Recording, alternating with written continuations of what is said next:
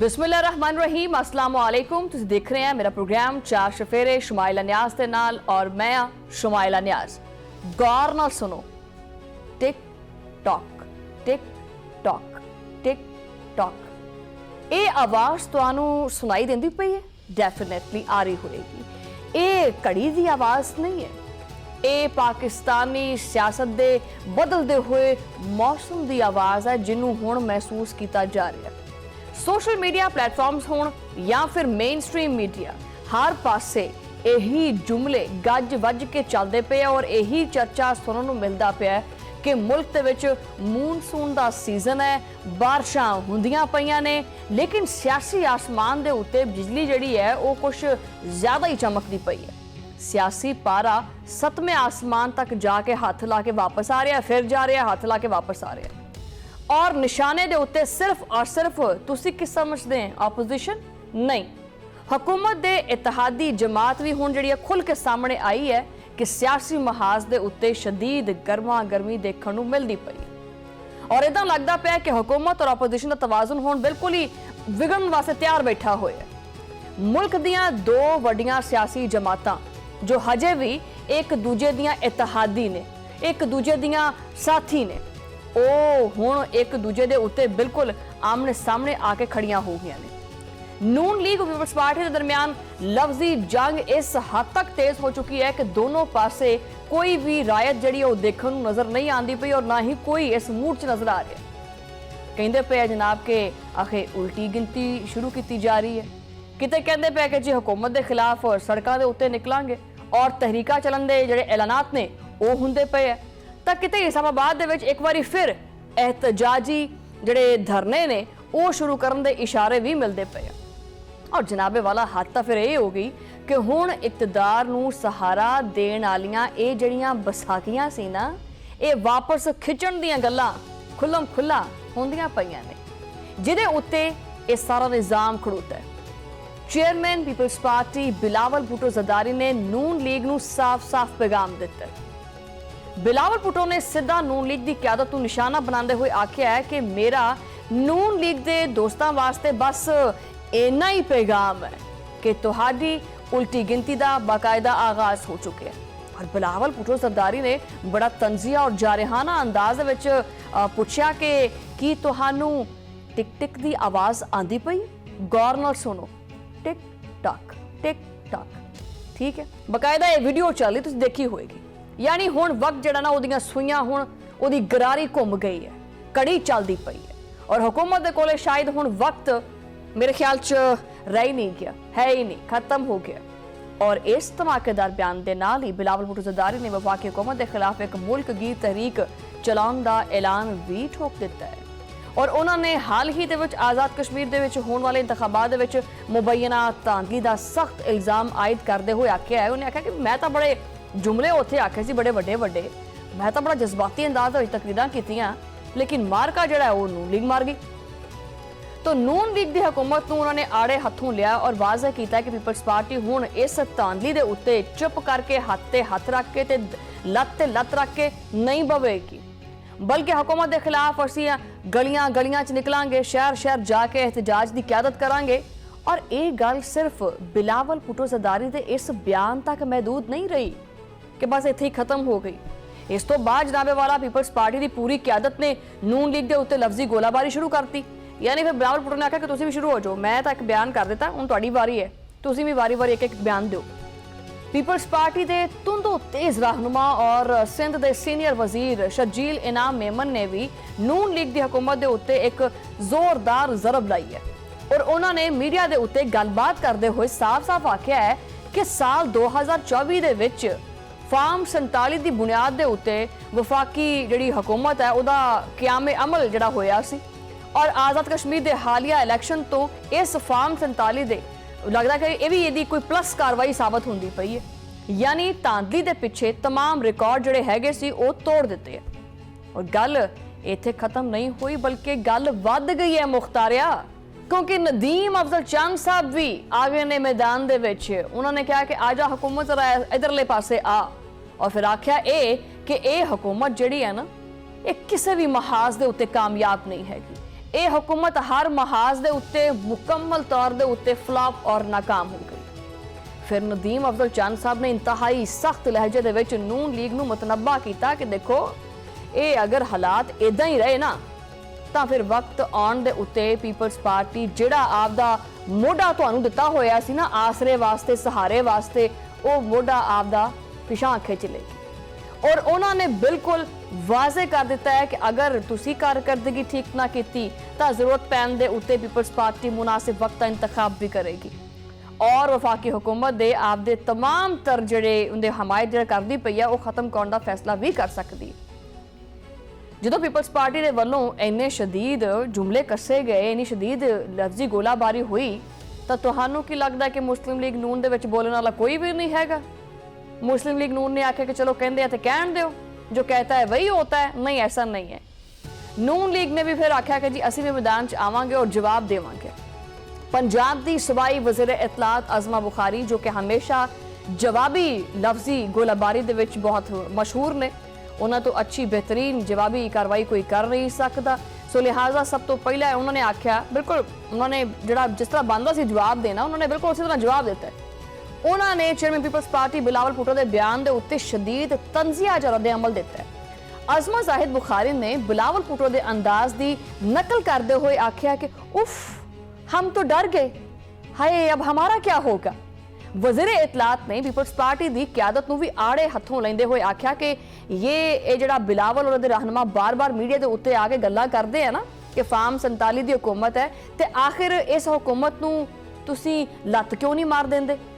अगर peoples party नूं वाकई ही आपदे इस दावे और बयानिए दे उत्ते यकीन है तो फिर वो ड्रामेबाजी बंद करे ना और सब तो पहले सदरे मुमलकत सूबाई गवर्नर्स और दीगर अहम जिहड़े आईनी अहदेदार ने वो आप जिहड़े बंदे लाए ने उन्हां दे कोलों इस्तीफे लो, ठीक है, इस्तीफे सामने लैके आओ। अज़मा बुखारी ने पीपल्स पार्टी की कारकर्दगी के उत्ते भी हमला किया और आख्या है कि पीपल्स पार्टी के कोले सिंध दे विच आपदे 18 साला एक तवील दौरे हुकूमत के दौरान आवाम नूं दिखाउण वास्ते कुछ भी नहीं हैगा। इस वास्ते इलैक्शन कमीशन के आखिरी महले दे विच उन्हां नूं आपदी जिहड़ी रही सही कसर है ना जिहड़ी कारकर्दगी है वो याद दिलाउण वास्ते सरकारी इश्तिहारात दा भी जिहड़ा सहारा है वो लैना पैंदा है। और लफ्जी जंग का यह सिलसिला सिर्फ इत्थे नहीं रुकिया। साबिक वफाकी वजीर और नून लीग के सीनियर रहनुमा खुरम दस्तगीर ने भी मैदान दे विच आंदे हुए एक नवा सियासी दावा कर दिता है और उन्होंने आख्या कि जी नून लीग नूं डराउण दी जरूरत नहीं हैगी। आने वाले महीने यानी अक्तूबर तक सिर्फ साडी नहीं बल्कि मुल्क दीयां सारियां सियासी जमातां दी उल्टी गिनती शुरू होने वाली है और शुरू हो जाएगी और दुध दा दुध ते पानी दा पानी वो हो जाएगा। दूजे पासे पाकिस्तान मुस्लिम लीग नून दे सैनेटर अफनानुल्लाह खान ने इस पूरे मामले नूं बिल्कुल एक अलग ही जाविये नाल देखा। उन्होंने एक अलग ऐनक लाई चुकी और देखा कि नहीं ये वो नहीं है जो कहा जा रहा है, ये कुछ और ही है।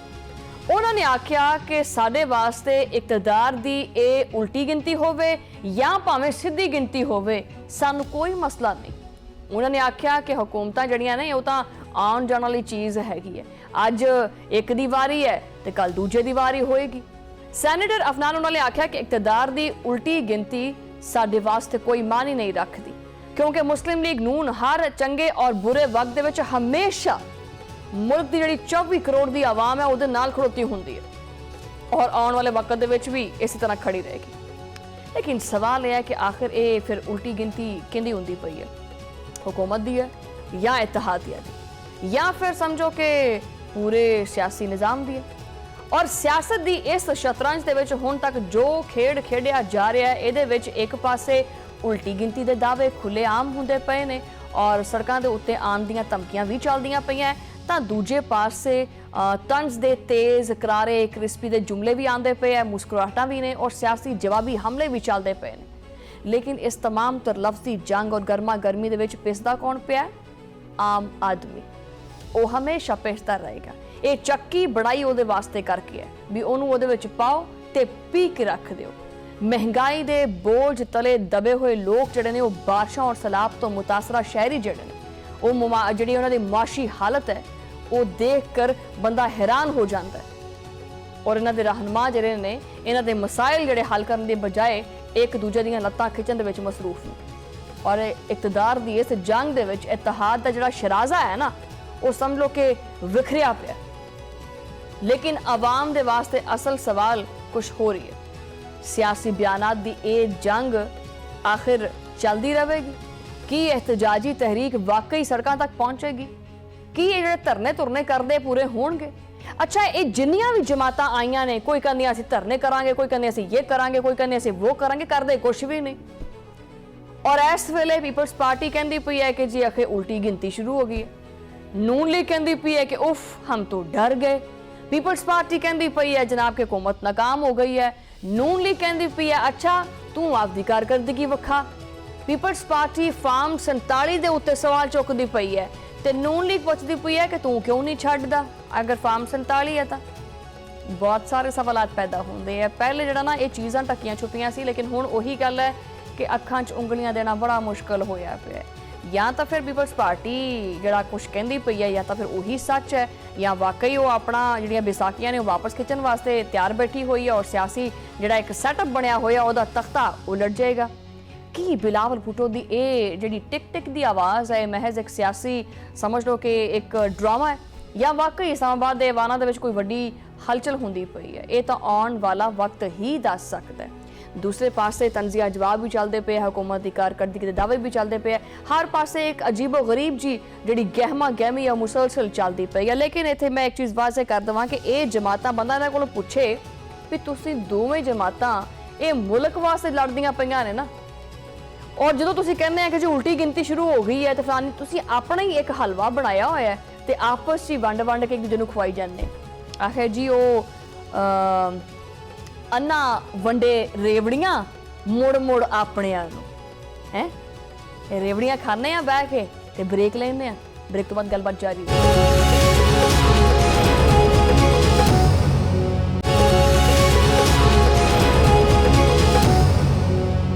वेलकम बैक नाज़रीन और हुण वधदे आ मशरक़े वुस्ता वाले पासे क्योंकि मार्च तो बाद ये समझ लो कि अज अगस्त की भी 5 तारीख हो गई है और अमरीकी सदर की जी टोन है वो हर लम्हे बदलती पई है। जंग शुरू होने तो पहले हुण तक अमरीकी सदर डोनाल्ड ट्रंप जिहड़े ने वो कोई 6 बारी ईरान के उत्ते जिहड़ा हमला करन दी उन्होंने तबाह करन दी जिहड़ी धमकी दे चुके।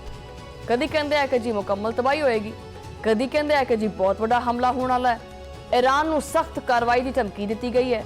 फौजी ताकत के इस्तेमाल का इंदिया भी दिता गया है और सख्त नताइज भुगतन पैणगे ये भी वार्निंग दी गई है।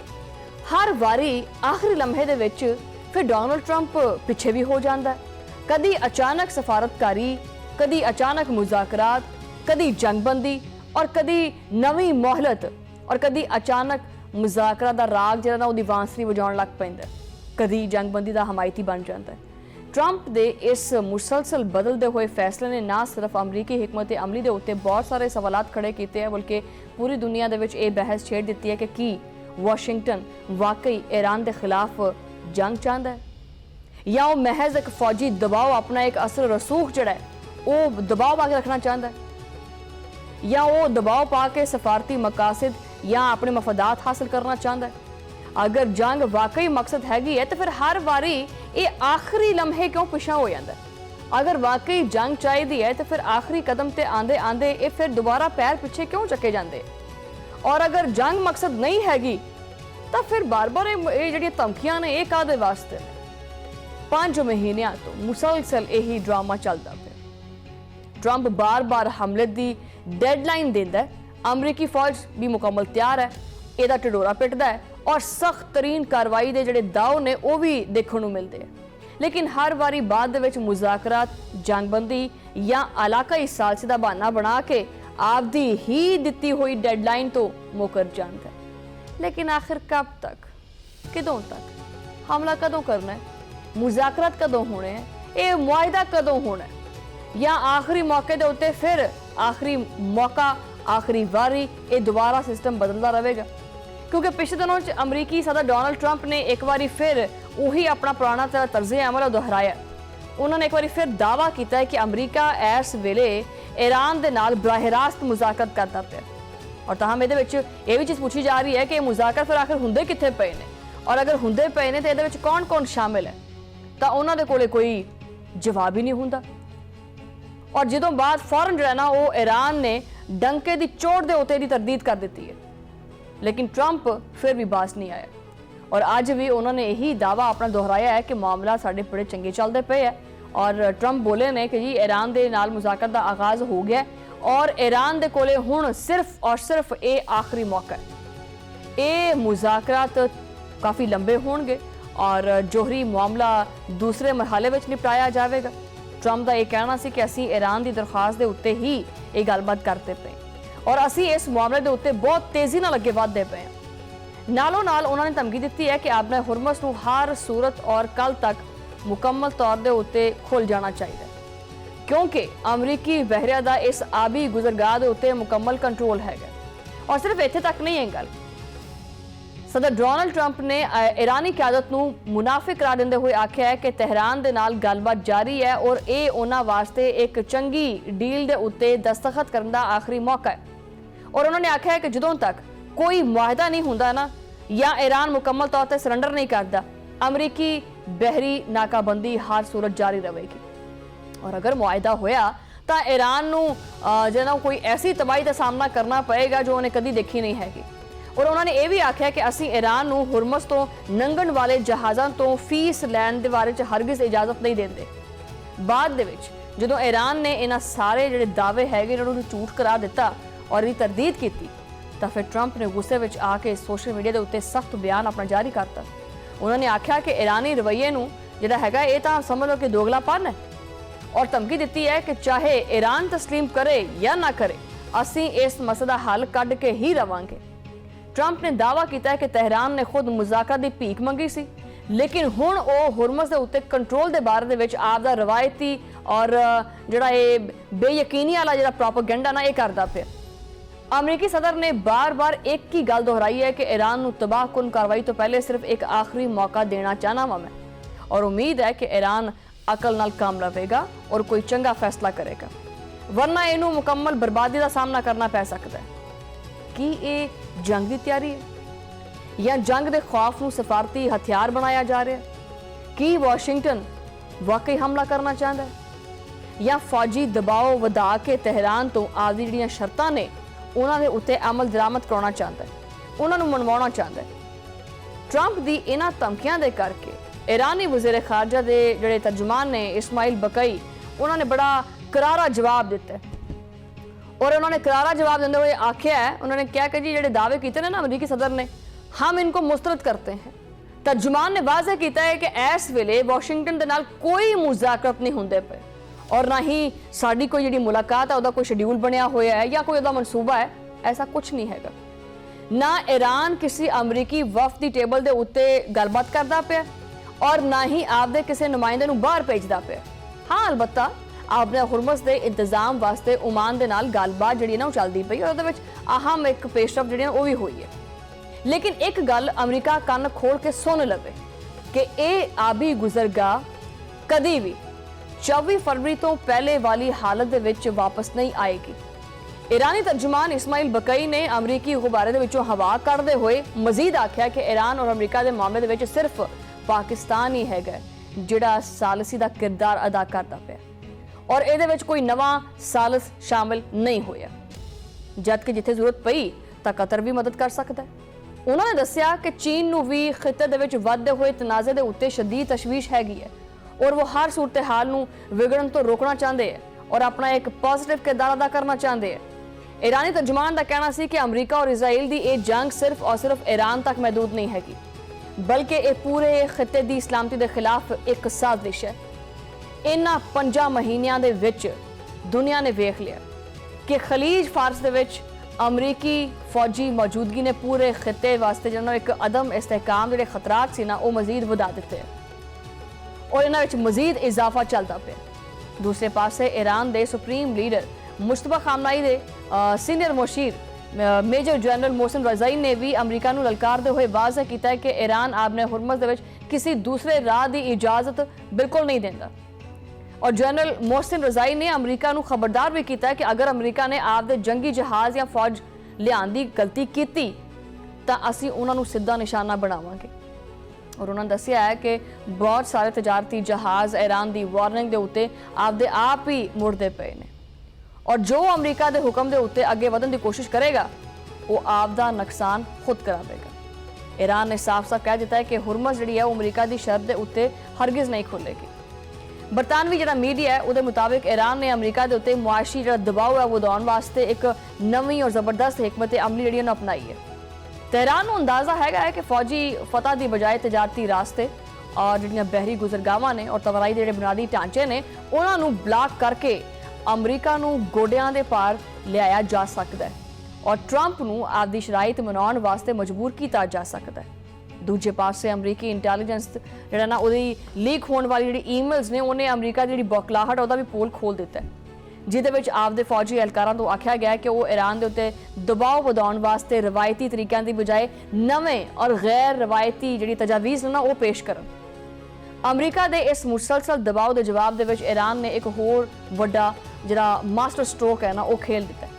ईरान ने पाकिस्तान समेत तमाम अहम मुस्लिम ममालिक के उत्ते मुश्तमिल एक मुश्तरका सिक्योरिटी इतिहाद कायम करने की तजवीज़ पेश कर दी है और नेटो की तर्ज के उत्ते बनने वाले इस मुमकिन इस्लामी फौजी जो इतिहाद है इसका मकसद की है कि खिते की जी सलामती है उन्होंने खुद संभालना। और ईरानी कायम मकाम वज़ीर दफा ब्रिगेडियर जनरल सैयद मजीद ने तुर्की, पाकिस्तान, सऊदी अरब, मिस्र और दीगर इस्लामी ममालिक तो एक प्लेटफॉर्म के उत्ते इकट्ठा होने की जी दावत है ना वो भी दी है और उन्होंने तुर्क वज़ीर दफा के नाल गलबात करते हुए आख्या कि हालिया जंग ने यह चीज़ साबित कर दी है कि मशरक़ वुस्ता की सलामती सिर्फ और सिर्फ खिते के ममालिक ही यकीनी बना सकते, कोई दूसरा नहीं। और बैरूनी ताकतों के उत्ते भरोसा करना तबाही का बाइस बनता है। हुण सवाल तो खैर बहुत सारे पैदा होंदे हैं। सवाल यह भी पैदा होंदा कि की ट्रंप दीयां ये धमकियां ये वाकई कोई सियासी ड्रामा ने, ये एवें रोक पाने का कोई तरीका है कि अमरीका ईरान के इकतसादी घराओ दे खौफजदा हो गया या फिर दुनिया एक बहुत वड्डी और तबाहकुन जंग के दहाने ते खड़ी है। ट्रंप समझ लो कि एक कागजी शेर बन गया और ईरान डट के जवाब देना जानता है। वो समझदा है कि असीं किसी भी टाइम जिहड़ा ना बाजी पलट सकते हैं। और दूसरा वैसे भी ये मिसाल अमरीका के उत्ते फिट आती है कि वो कहानी नहीं आपां सुनदे हुंदे सी कि शेर आ गया जिवें डोनाल्ड ट्रंप धमकियां दिंदा है और फिर ईरान समझदा कि यार ऐसा कुछ भी नहीं है। बहरहाल एक दिन अगर ईरान जड़ा है वो इन्हां धमकियां नूं खातर विच ना लियावे और अमरीका दी एक ना सुने तां भी अमरीका वास्ते प्रॉब्लम, और अगर सारियां शर्तां मन भी लवे तां भी अमरीका वास्ते प्रॉब्लम। बहरहाल एक ब्रेक लेने आ, ब्रेक तो बाद गलबात जारी है।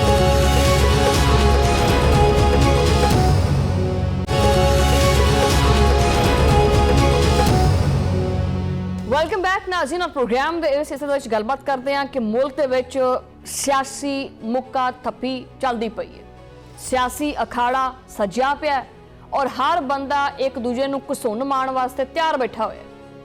ये सियासी लड़ाई चलती पई है, इकतदार की जंग चलती पई है और मफादात का खेड चलता पिया है कि भी मेरी जेब दे विच ज़्यादा माल आना चाहिए। ईवाना दे विच बैठे हुक्मरान आपदी जिहड़ी कुर्सी है वो बचाउण वास्ते मसरूफ ने कि जे मैं इस कुर्सी तो रह गया या ले गया तो मेरा की बनूगा। और बाहर की हुंदा पिया उहदे बारे च कंन ते जूं भी नहीं रंगदी हैगी। बाहर गली मुहल्लियां दे विच आम इंसान समझ लो कि जिंदा ही जमीन दे विच जांदा पिया। एक पासे सियासतदानां दे उत्ते एक दूजे दी जिहड़ी लफ्जी गोलाबारी वो चलदी पई है। अच्छा, जिहदे वास्ते ये लफ्जी गोलाबारी करते पे है ना, जिहदे वास्ते कुर्सी चाहिदी हुंदी है, जिहदे वास्ते इकतदार चाहिदा हुंदा है, वो बेचारा जरा ना वो चक्की विच पींदा पिया और एक दूजे नाल लड़दे पे। एक गरीब आवाम दे उत्ते महंगाई दा एक किस किस्म दा सिस्टम चलदा पिया। रवा माली साल तो पहले महीने यानी जुलाई दे विच महंगाई ने जिहड़े सारे रिकॉर्ड्स ना पिछले, उन्हें कहा भी ये तो नहीं चलेंगे, वो नए रिकॉर्ड आएंगे, तोड़ दिए हैं मैंने सारे रिकॉर्ड।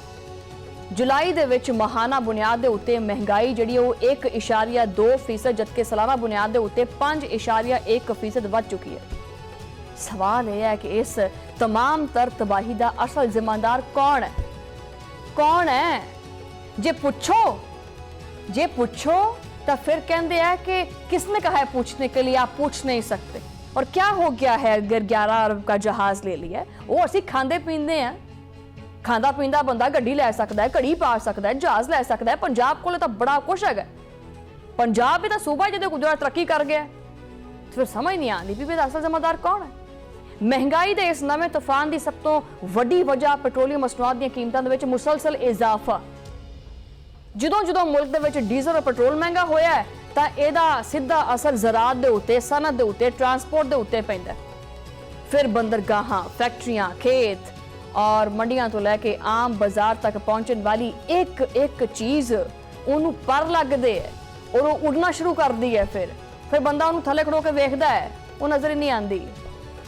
ਪੈਟਰੋਲ ਮਹਿੰਗਾ ਹੋਇਆ ਤਾਂ ਗਰੀਬ ਦੀ ਰੋਟੀ ਜਿਹੜੀ ਨਾ ਉਹ ਵੀ ਮਹਿੰਗੀ ਹੋ ਗਈ। लेकिन साडे हुक्मरान रोजाना मीडिया के उत्ते आके अपना उही किस्सा पिटिया जिहा कोई स्क्रिप्ट ही चेंज कर लो, वैसे उही रोना रोंदे। आखिर जी कहते हैं कि पाकिस्तान एक ऐसा मुल्क है जो अपनी ज़रूरियात का तमाम तेल बाहर से मंगवाता है। कहते हैं कि साडी मैशत का जिहड़ा सारा दारोमदार है ना, वो खलीज के हालात और आलमी मंडी के विच जिहड़ी तेल दीयां कीमतां ने ना उहदे उत्ते है। आख्या जाता है कि जदों तक आलमी मंडी दे विच तेल सस्ता नहीं होएगा उदों तक अफराते ज़र दे विच कमी मुमकिन नहीं है। लेकिन ये अद्धा सच है। ये हुक्मरान ये क्यों नहीं दसते कि तेल दीयां कीमतां दे उत्ते उन्हां ने टैक्सां दा किन्ना वड्डा एक भारी बोझ जिहड़ा वो लाया होया, वो लद्या होया। हुकूमत दीयां आपदियां अयाशियां, फजूल खर्चियां, ब्यूरोक्रेटां दीयां तनखावां वो वधदियां जा रहीआं ने हैं, उत्थे नहीं बोलदे हैगे। अगर आलमी मंडी दे विच तेल सस्ता भी हो जाए तो एक आम शहरी, एक आम सारिफ तक उसकी बचत नहीं पहुंचती। क्यों बई?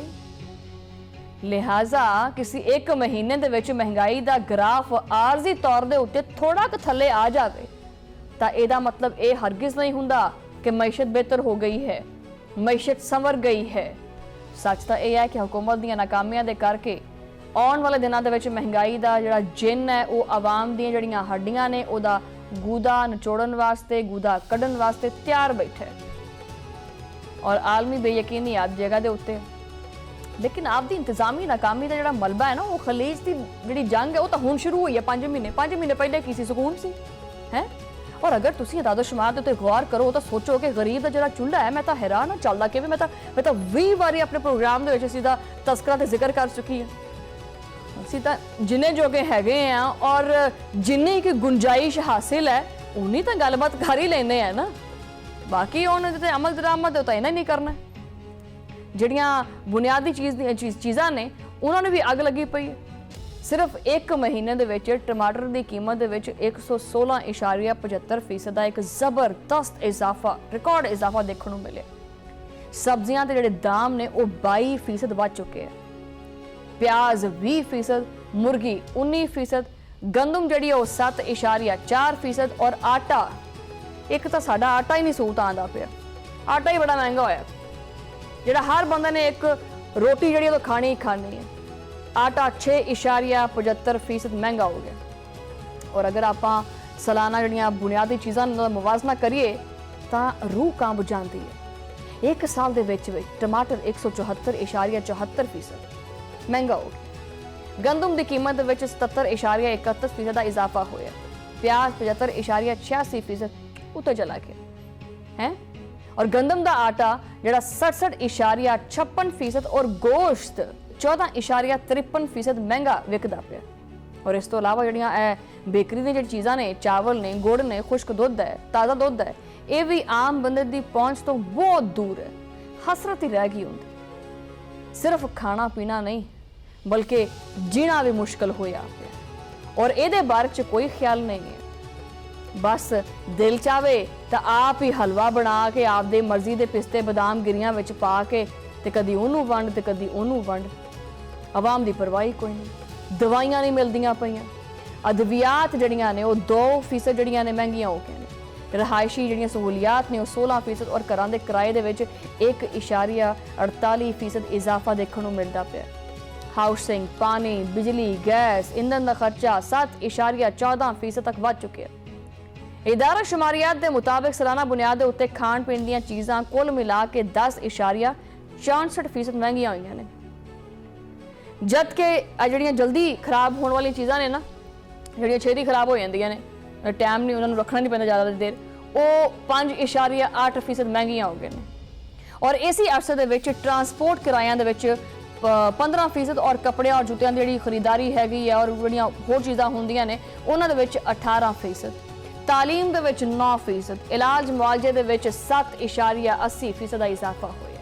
यानी कि खैर छड़ो ये अदादो शुमार तुहानू की दसने, वैसे कुल मिला के लुब्बे लुबाब ये है कि भी वही गल वध गई महंगाई वाली भी। अदादो शुमार नू सैट ते करो, ठीक है। बंदा गरीब ना तो इलाज करा सकता है, ना वो बच्चों नू पढ़ा सकता है, ना वो आप पढ़ सकता है, ना वो अपना तन ढक सकता है, ना कोई लीड़ा लै सकता है। हुकूमत बाजारों के विच जिहड़ा ना वो कहती है कि जी हमने सारा कुछ ठीक किया हुआ है, फलां किया हुआ है, लेकिन कुछ ठीक नहीं है और हर चीज़ जी कीमत आउट ऑफ कंट्रोल है। हुक्मरान जो जखीरा अंदोजी और नाजायज़ मुनाफाखोरी का जो मजायका खेज ड्रामा रचाते हैं ना, वो बस ड्रामा ही है, हकीकत च कुछ नहीं है। उसके खिलाफ कोई सख्त कदम नहीं चुकिया जाता। मुल्क के विच तेल के महफूज जखायर ना बनाना भी एक हुकूमती एक संगीन गफलत भी हैगी और नलायकी भी हैगी, जिसका खुमियाजा फिर पूरा मुल्क भुगतदा है। सब तो बुरा हाल तो हैगा आटे और रोटी का। हुण मुल्क के विच आटा भी नहीं मिलता पिया, आटा भी नायाब हो गया, गरीब की पहुँच तो दूर हो गया। गरीब की रोटी और नान जिहड़ा है वो समझ लो कि उन्होंने महंगे दामों लेना पैंदा पिया। ओपन मार्केट दे विच गंदम की कीमत अज खुद मुकर्रर करदा 4,650 रुपये तो फिर भी फी मन के रेट के उत्ते पहुँच गई है। और पंजाब का दिल लाहौर समेत बहुत वड्डे वड्डे जिहड़े शहर ने उन्हां दे विच 10 और 20 किलो दा आटा है वो समझ लो गायब ही होया पिया वो आटे का थैला। लाहौर दे विच आटे की जिहड़ी यौमिया मांग हैगी वो 2,20,000 बोरी है, लेकिन इत्थे हर रोज़ 1 लाख बोरी की शदीद किल्लत होंदी पई है।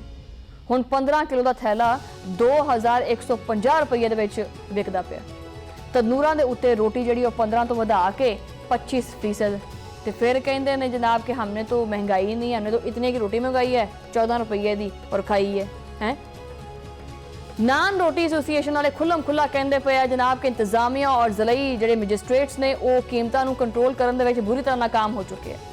तंदूर मालकान का एक कहना है कि अगर आटा ही इन्ना महंगा मिलेगा तो असीं फिर रोटी 14 रुपये की किद्दां वेचीए, वेच ही नहीं सकते, साड़ी तो आप दी पूरी नहीं पैंदी पई।